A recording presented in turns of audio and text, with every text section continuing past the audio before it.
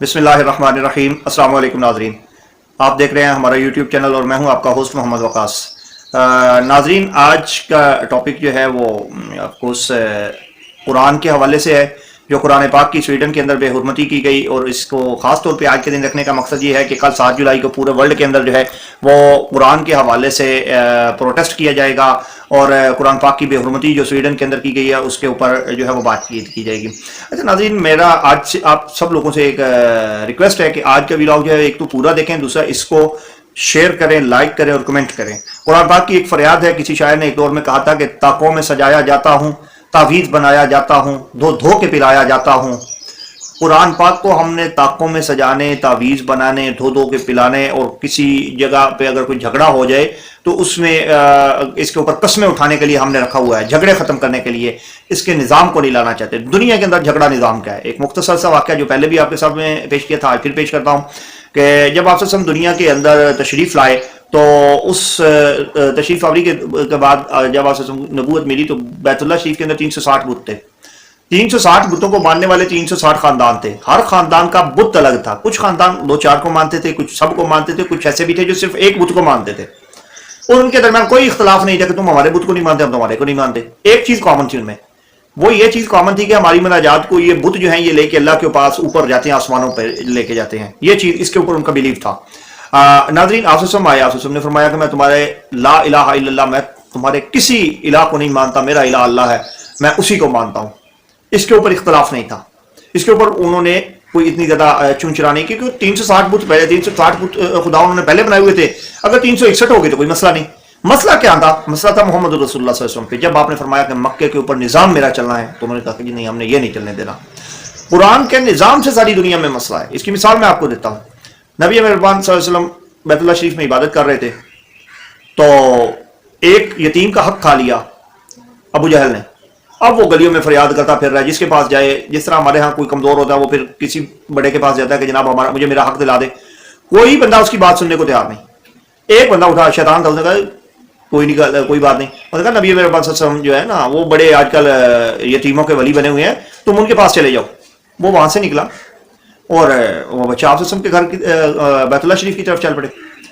वो बैतुल्लाह शरीफ में आप ने नमाज इबादत में मशगूल थे तो आप से फरियाद किया। आप ने फरमाया चलो चले।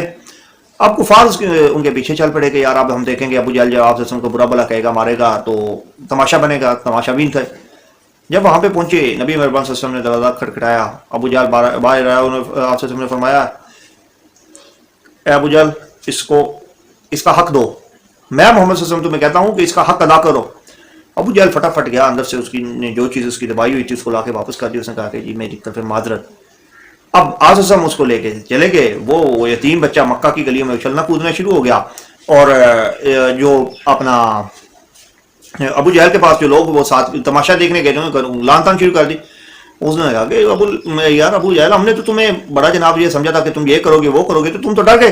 फरमाया, वो अबू जहल कहने लगा, उसने कहा कि तुम्हें नहीं पता कि नबी मेहरबान सल्लल्लाहु अलैहि वसल्लम ने जब मुझे ये कहा कि इसका हक अदा करो तो मुझे ऐसे लगा कि आप सल्लल्लाहु अलैहि वसल्लम के पीछे 2 लोग खड़े हैं और उनके हाथों में बर्छियां हैं। अगर मैंने ना की ना तो उन्हें मेरी बोटी बोटी उतार देनी है।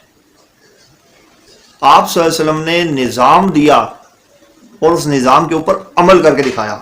हमारे पूरे वर्ल्ड के अंदर अब मुस्लिम उम्मा के अंदर ये चीज़ पैनिक कर चुकी है कि जनाब निज़ाम कुफर का चलेगा और हम अपनी इबादत करेंगे। सरकार इबादत से काम नहीं चलने वाला। अगर इबादत से या दुआओं से काम चलता तो नबी मेहरबान सल्लल्लाहु अलैहि वसल्लम की दुआएं सबसे ज्यादा कबूल होती। आप सल्लल्लाहु अलैहि वसल्लम को ना जंगे बदर में जाने की जरूरत थी, ना उहद में जाने की जरूरत थी, ना खंदक में जाने की जरूरत थी, ना फतह मक्का की जरूरत थी। आप सल्लल्लाहु अलैहि वसल्लम दुआ करते हो जाता।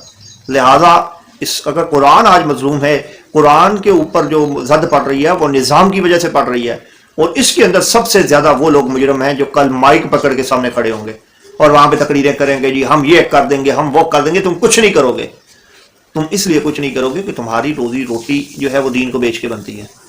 जिस दिन आपने निज़ाम की बात, मुझे बड़ा अच्छा लगा कि इस दफा इमाम काबा ने ये पैगाम पहुंचाया कि सियासत जो है ये उलमा का काम है, उनको करना चाहिए, दीन को तख्त के ऊपर लाना चाहिए।